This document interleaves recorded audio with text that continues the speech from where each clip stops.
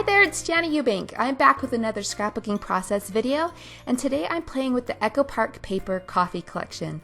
Now I know that coffee drinkers out there have got to be going crazy over this collection because it is so cute. And while I'm not a coffee drinker, I love this collection and was attracted to it because of the deep, rich colors, the beautiful patterns, and of course, oh my gosh, look at the florals. The florals are gorgeous.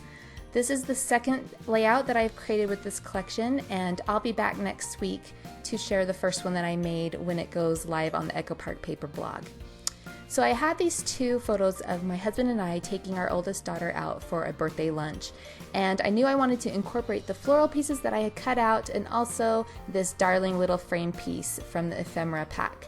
So I put my smaller photo in the frame, and then I also pulled out a card from the Ephemera pack that was kind of a letterboard sign. You saw it there a second ago.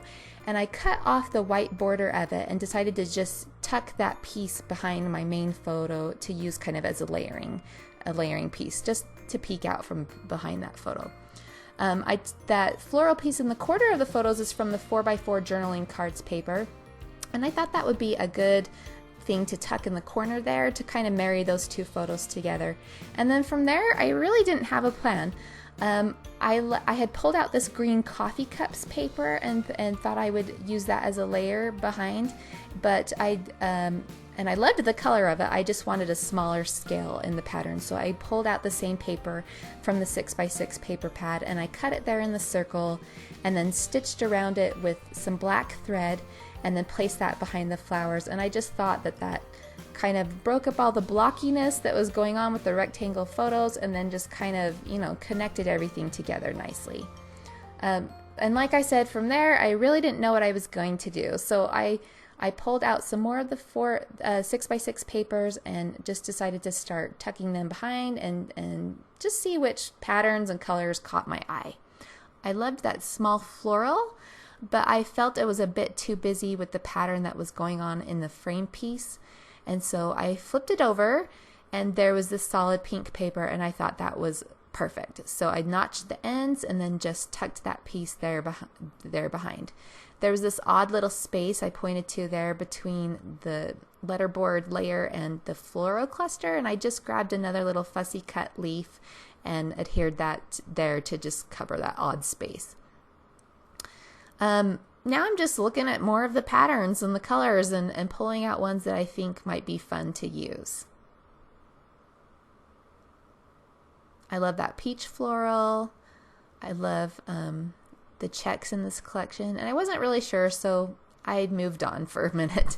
I grabbed this artisan label shape that says coffee from the Ephemera pack, and I cut it in half and decided to tuck that little curvy shape behind the floral and just connect it to it. I don't know, it just adds a bit more interest, and then it kind of connects down to the smaller photo, the framed photo, a little bit better.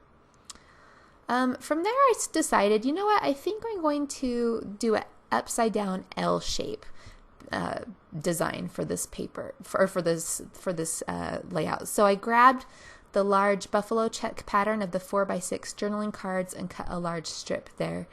And from there, this design really starts to take off because I had decided to do the L shape. So I cut a piece of the pink solid paper and I use my banner punch board by American Crafts. Actually, this is the Jen Hadfield one from the pink and cream one from the Pebbles brand. And I use it to notch my end and create the banner, and I place that there. And I love that. I love that the pink is in an L shape, and I decide, okay, I'm going to do the same thing with the black and white pattern. So I pulled out the little buffalo check in the 6x6 paper pad. Now that felt a little too repetitive, so instead of the buffalo check, I switched over to this black and white stripe. So it repeats the black and white color, but not the pattern, and you still get the effect of the L-shaped design, but it's not so repetitive. I'm using the dark teal solid for the background, and I had used the pink solid for the banner shape, but I decided that I wanted to pull in the pink pattern paper from the collection called, sorry, I'm looking real quick, Coffee Run, just to add a bit more interest. So I cut it the exact same size as the pink pennant I had there before, and I stitched around it with my black sewing machine or black thread and just adhered it right on top. Now here I thought I would get a little funky and try and do something different and put another circle behind that green circle.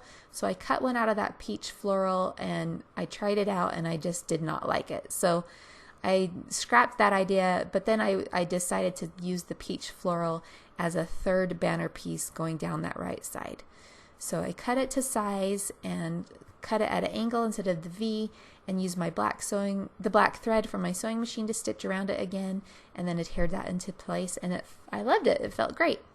So from there I decided to pop up the photo cluster onto some foam squares.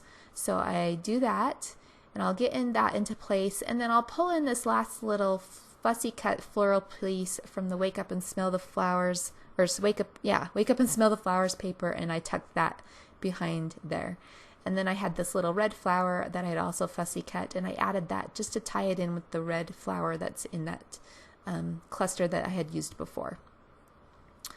I decided to bring in some gold Heidi Swapp Color Shine and add some mist droplets there. And then I outline around the edge of the dark teal solid paper, background paper, to just tie that in with the black stitching that I had on the pennant pieces.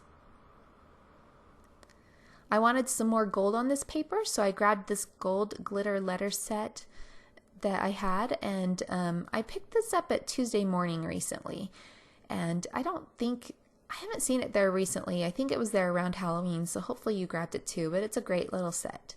I wanted this page title to be Birthday Lunch, but birthday was too long of a word to go under that photo. It would have stuck out, so I tried to do BDAY, but then that was too short, so I just decided to title this Lunch Date, and I'll come back in later and add the word birthday above that in smaller little tile letters.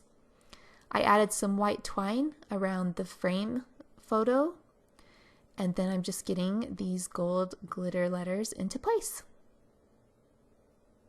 Now at this point in a layout, when I've kind of got the design down, I'll go back in and do more embellishing, and usually I'll pull from the collection like phrase stickers and other pieces to embellish.